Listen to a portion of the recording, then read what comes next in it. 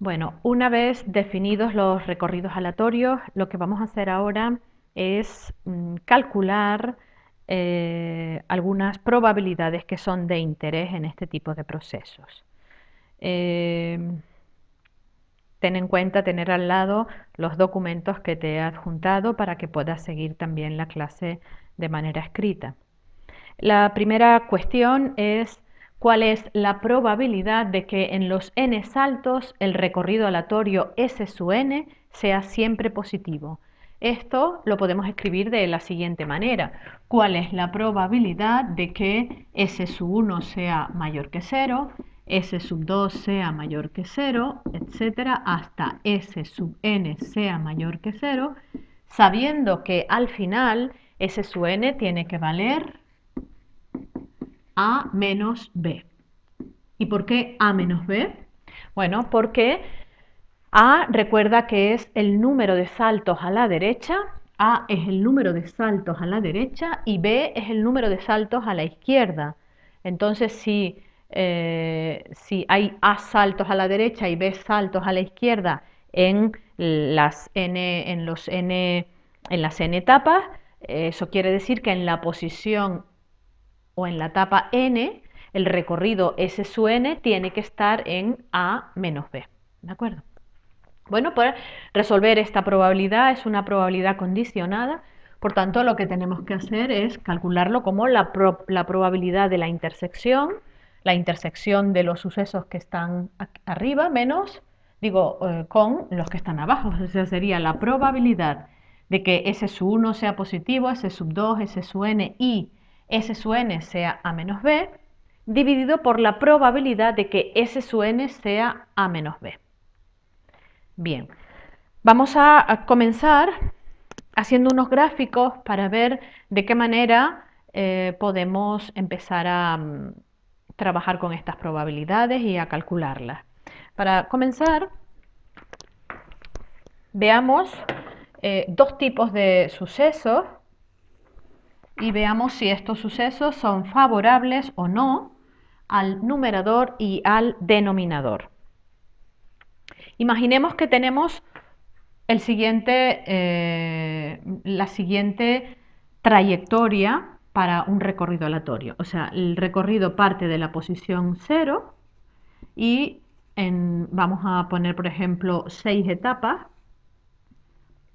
3, 4, 5 y 6. ¿Ok? Y aquí también. 1, 2, 3, 4, 5 y 6. Imaginemos que este recorrido aleatorio, una de sus realizaciones es, por ejemplo, esta que está a continuación. O sea que voy a poner aquí la posición 1, la posición 2. Esto va a llegar a un máximo de 4, así que voy a marcar aquí 4 posiciones. ¿Okay? Y aquí también S sub n y aquí sería S sub n.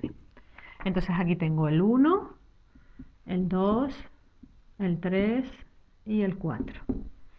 Bien, pues la situación de la izquierda es tal que el recorrido va de la posición 0 a la posición 1 en la primera etapa y de la posición 1 va a la posición 2 en la segunda etapa. Luego va a bajar, o sea, va a ir a la izquierda. Esto lo vamos a representar aquí, en la siguiente etapa. Luego, en las siguientes dos etapas, imaginemos que el proceso o el recorrido aleatorio sigue evolucionando hacia la derecha, por tanto lo vamos a representar así. Y en la última etapa, pues baja. A ver, 1, 2, baja, 2, 3. Exacto, llegamos hasta el 3 solamente y aquí bajamos. Por supuesto, esto es una realización que la hemos cortado porque no tenemos espacio para seguir, porque vamos a empezar a ver cómo se mueve un recorrido aleatorio y qué es lo que nos interesa de todo esto. Por el otro lado, tenemos una situación en que la realización que les voy a escribir aquí, pues al principio al revés, baja a la posición -1, ¿ok? Baja a la posición -1, luego baja a la posición -2, baja y baja. Luego, imaginemos que sube dos posiciones, es decir, que en la etapa 3 llega otra vez a la -1 y en la etapa 4 vuelve al 0, ¿ok?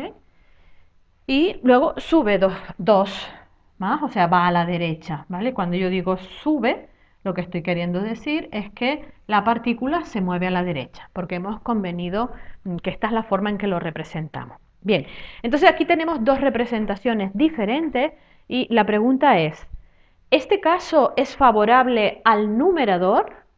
¿Es favorable al denominador? ¿Es favorable a ambos? Recuerda que cuando digo numerador, pues el numerador, esta igualdad que teníamos arriba, ya habíamos, y en tu documento adjunto, pues ya lo tienes, ¿verdad? Aquí lo que tú tienes ahora es esto, intersección con este otro suceso, ¿verdad? O sea, tú tienes S sub 1 mayor que 0, S sub 2 mayor que 0, S sub n mayor que 0, coma, S sub n igual a A menos B, eso lo tienes tú en el numerador, la probabilidad de todo esto, ¿ok? Y en el denominador, lo que tú tienes, esto viene de lo anterior, pues es la probabilidad de que S sub n sea igual a A menos B. Bueno, la cuestión es, ¿las dos trayectorias son favorables al denominador? El denominador lo que dice es que S sub n es A menos B. Y eso se verifica en la etapa n igual 6, estamos en el n igual 6, S sub n es A menos B, y en la etapa 6 es A menos B, si consideramos, que en este caso estamos considerando que hay 4 saltos a derecha en ambos casos, o sea que aquí estamos considerando en los dos casos que A vale 4 y B vale 2, ¿vale? Por tanto, A menos B es igual a 2. Bien, entonces, tanto un gráfico como el otro son trayectorias que me representan situaciones que yo tendría que considerar como válidas para el cálculo de la probabilidad de estos sucesos. O sea, son sucesos que yo tendría que contemplar en el denominador. Sin embargo, los dos gráficos o las dos trayectorias no son sucesos favorables al numerador. ¿Cuál de las dos es favorable?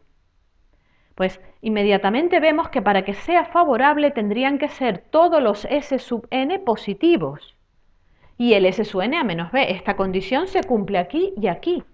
Pero aquí resulta que S sub 1 no es positivo, S sub 2 no es positivo, S sub 3 no es positivo y S sub 4 tampoco porque vale 0 y no es estrictamente positivo. Por tanto, estas trayectorias que están aquí son favorables. Este tipo de trayectorias son favorables al denominador. Y este otro tipo de trayectorias son favorables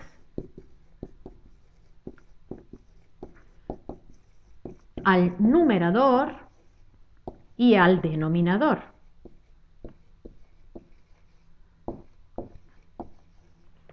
Bien, esto es importante porque ahora esto nos da una idea de cómo podemos empezar a calcular las probabilidades.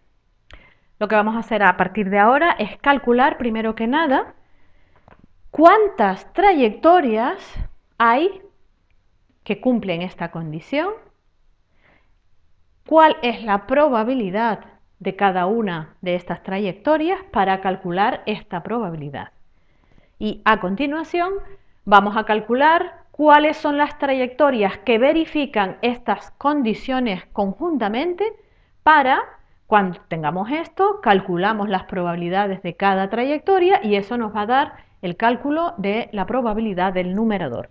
Una vez que tenemos esta probabilidad y tenemos esta probabilidad, el cálculo ya está hecho.